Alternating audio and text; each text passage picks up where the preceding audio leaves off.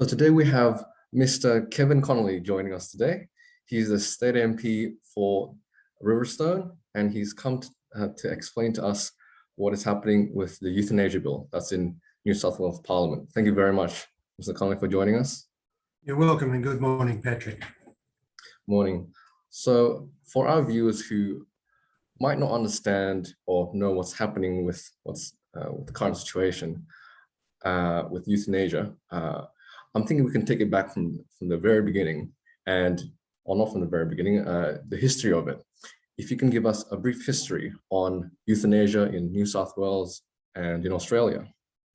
Sure, Patrick. Look, until very recently, euthanasia was not something that people in our culture were prepared to accept or countenance. It's really a quite recent development. The first instance of it occurring in Australia was under the Howard government. The Northern Territory actually legislated to allow euthanasia in the Northern Territory, but because it's a territory rather than a state, the federal government at the time under John Howard was able to overrule that and prevent that from occurring. So that's almost 20 years ago that incident occurred. After that, there was no more return to the issue until very recently. I think it was 2018 or thereabouts that Victoria legislated and became the first state that allowed euthanasia.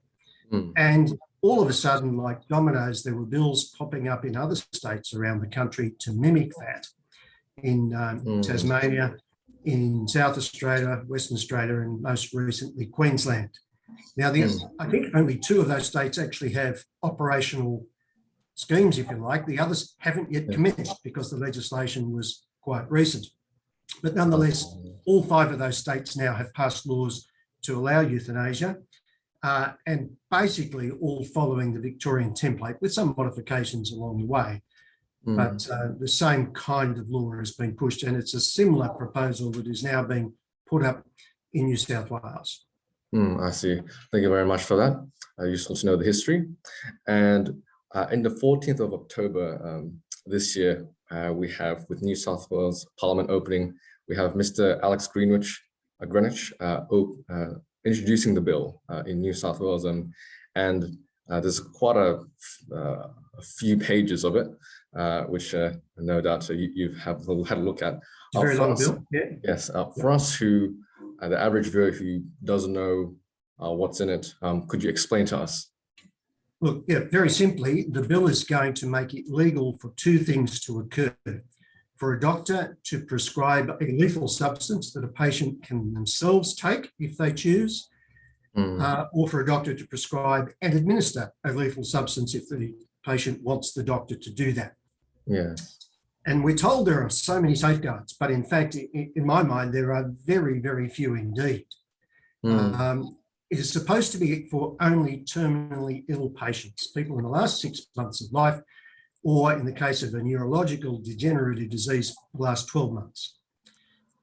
But how is that established? Well, any two doctors who meet the test criteria, they're a specialist of any medical discipline, or they've been a GP for 10 years, any two doctors could sign off to say that a person is eligible on the basis they've only got 6 months to live.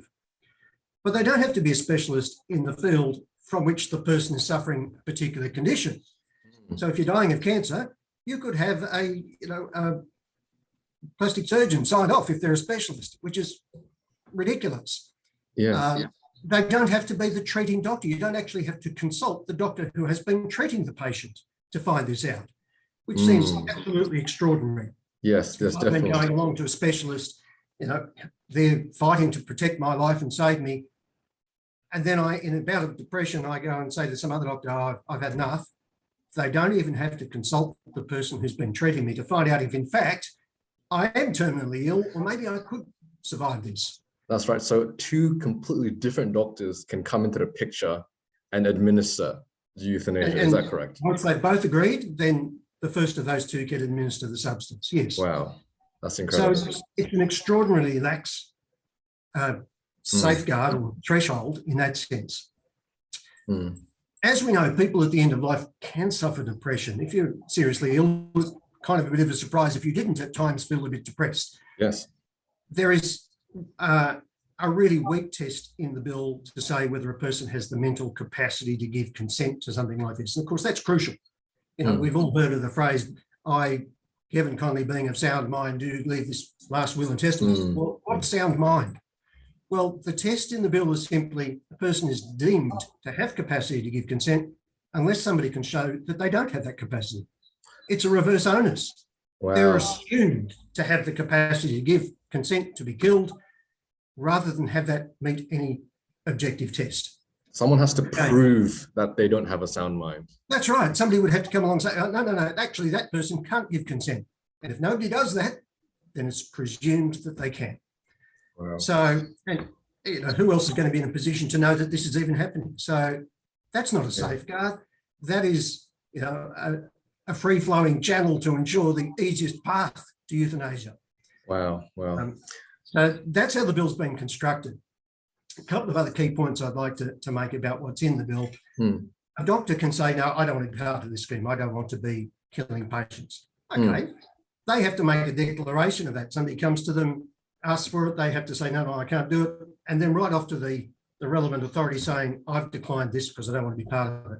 So you kind of have to put your name on a register if you don't want to be part of it. You have to declare that as if it's something to be ashamed of or, you know, investigated. But you can, at least the doctor can opt out. Why there's any obligation on them to do anything, I don't know, but they can opt out. A hospital can opt out in the sense that they can say, well, we don't want to perform euthanasia on our premises. So many hospitals, you know, have a faith background, a heritage, they come from a faith-based organisation and won't want to be part of this. But they do have to refer on. They have to facilitate a transfer to somewhere else so the patient could access euthanasia. So they can't actually have entirely arm's length distance from this process. They've got to cooperate to some extent under this bill. Even worse, an aged care facility, again, one that might come from a faith-based origin, cannot exclude euthanasia from their premises at all. They can say, we don't want to do it, but that means those two doctors can come in there and do it on those premises without any reference to the organisation that runs the aged care home. In my mind, totally undermining the environment, the safe protection environment that an aged care home should offer to its residents. That's right, yes. The whole contract, if you like, between the resident and the aged care provider is that we're going to look after you. That's what we're about. Yes. And that is fatally compromised if somebody can come in and kill people on the premises. So a faith-based hospital would have to facilitate the transfer. The transfer. So they're indirectly helping. Correct. Euthanasia. And also in aged care facility, they're obligated for the doctors to come. To let somebody come in and do it. They can say, we don't want to touch it, but they can't prevent somebody coming into their premises and doing it right there. Wow. Yeah. Okay. So basically, very few safeguards, if at all, really. There aren't safeguards as such. There are facilitations to make it easier and more often and more likely. Yes. Frankly, there are no safeguards. There's nothing designed to slow down or inhibit the process. There's only measures designed to ensure the process can occur. Yeah, wow. So with COVID-19 happening, our premiers are concerned about, keeping the vulnerable safe. But this bill seems like it gives the easiest way for the vulnerable to be killed and to be. I tell you what, for a government lacking any sense of morality or compassion, it's also the cheapest route. Cheapest route as well. Saves on healthcare expenses, doesn't it?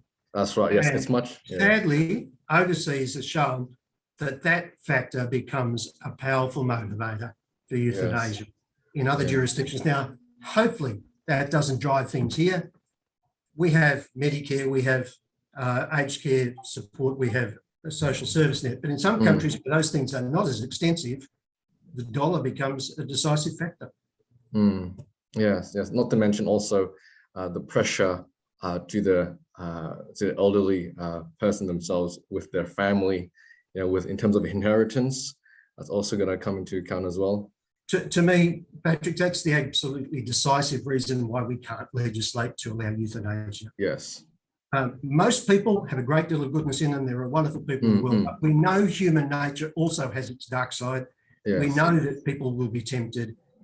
As members of Parliament over the years, we see people coming to our offices in family disputes over wills, over the care of the elderly and so on. Some pretty horrible situations I've seen in my time as a member of Parliament, where you get to understand both the best in human beings and the worst that you sometimes see as well. Yeah. So that we know that exists. We know the law exists as a bulwark against the worst parts of human nature. That's and sets right, down standards to protect the weak and the vulnerable. And to take away this protection would mean that some weak, vulnerable, elderly, sick or disabled people will in time effectively be pressured to end their own lives earlier than they would have done, because we've taken away the protection that the law gives them. Yes, yes. That really is terrible. And if you can give an overview of what's happening with the bill at the moment. So it was introduced 14th of October by Mr. Alex Greenwich. It has been introduced to the House and given what is called the second reading speech. That's the speech by the person introducing the bill to outline what's in the bill and what it's for. It then sits on the business paper for its turn to be debated. There are other bills that have been given their second reading speeches and are in front in the queue. So it's working its way through. It will come on sometime in November for debate.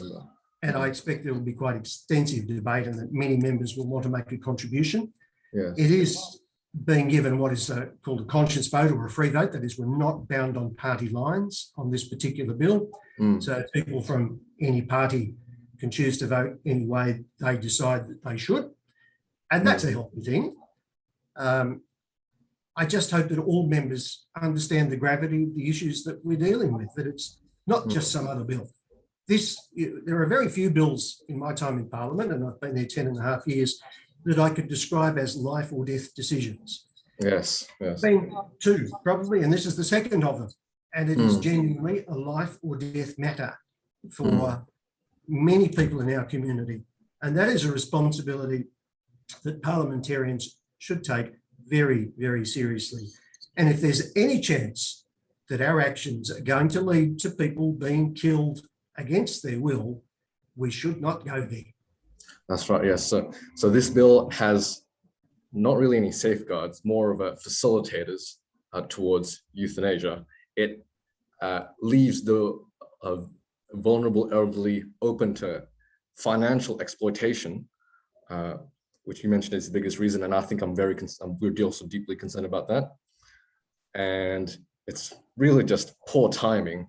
It's really terrible timing with COVID happening all around. In my mind, it'd never be a good time for a bill like this, yes. but it's extraordinary that it comes on the back Yes. of amazing efforts our communities have made to protect the old, the sick, the vulnerable.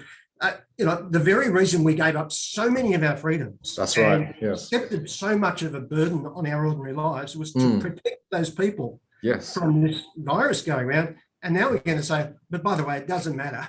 Yeah, you might as well put them to death anyway if they don't feel like living anymore. Now, that's an extraordinary dichotomy. That's right, yes. It just beggars belief that we could be doing that right on the heels of all of those amazing efforts that people have made to protect others in the community. That's right, yes. Thank you very much for that information. And Mr. Conolly, if you can tell our viewers, if we are also on the same mind, how can we oppose this bill? Look, the most important thing to do is to contact your local member, wherever you are in New South Wales, and say to them, I live in your electorate and I don't support this bill. I want you to vote against it. Every single person watching this, please do that much. Send a message to your local member saying where you stand, because there is this fallacy out there that the community is overwhelmingly in favour of euthanasia, that, opinion polls show 70 or 80% support. Now, I simply think they're asking the wrong question in the wrong way. If you ask people if they like the idea of people suffering as they die, well, who's going to like that? Of course, 70 or 80% of people are going to say, I don't like the idea of people suffering. It's a surprise it's not 90% or 100%, because none of us do like suffering. Yes. But that's a very different thing from saying, should we take it upon ourselves to put other people's lives at an end, to actually take active steps to kill people? Yeah, There's got to be better ways of dealing with the issue than that. And there are, fortunately. Palliative care has come a long way. Like most fields of medicine, it's come along in leaps and bounds in recent years. If you think of what we can now do in terms of heart transplants and in utero operations and all sorts of things that we couldn't have dreamt of 20, 30 years ago, well, same sort of progress has been made in the field of palliative care. We can do enormously better than we were able to in the past. So it's really strange that at the very time when we can do so much more, we're getting legislation in favour of euthanasia, which is a surrender, which is saying we can't do anything. The best we can do is die because there's nothing medicine can do. Well, that's very, very far from the truth. There is a great deal that can now be done that couldn't be done before, and people don't have to die in great suffering and pain. There's much more can be done for them than most people would have expected. The answer is palliative care and better research medicine pointed toward that direction rather than euthanasia. Look, absolutely, we should be doing everything we can with palliative care. It's not evenly available right throughout our communities at the moment. And I guess that's possibly something that's true of healthcare more generally. And I do know that some people in country areas, for instance, worry that they're not going to have access to it. But it is something we can do. We can demand of our governments that, no, don't legislate for euthanasia. Make sure my country area has access to palliative care. Yes. And if I can just put in a bit of plug, Patrick, country people do need to speak up in particular in this debate. Their MPs, just by the nature of politics, aren't voted in or out mainly on party lines more than they are on the relationship between the local people and the MP. The local member matters more in politics out there. And frankly, they will listen to your voice. So if you're from a country area and watching this, please make sure you contact your MP to say where you stand. Thank you very much, Mr. Conolly. Your voice, speaking up in Parliament, is protecting the vulnerable elderly. We appreciate your time in explaining this bill to us. Again, like Mr. Conolly said, contact your local MP, especially if you're out in the country. Email them, see if you can meet them in person, and raise your voice to protect the vulnerable elderly in this with this terrible bill that's happening. Mr. Conolly, thank you very much for joining us. Thank you, Patrick.